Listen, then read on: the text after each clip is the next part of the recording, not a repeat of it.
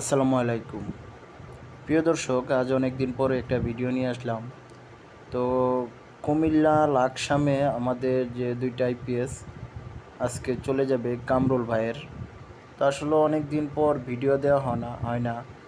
তারপরেও অনেক কাজের ব্যস্ততার কারণে আসলে চ্যানেলে ভিডিও না দিলেও হয় না, সেই কারণে আর কি ভিডিওটা দেওয়া। তো আপনাদের দেখাচ্ছি যে দুইটা আইপিএস অনেক সুন্দর করে বানানো হয়েছে। 1000 ভিএ দুইটা আইপিএসে 1000 ভিএ 800 ওয়াট পাবেন।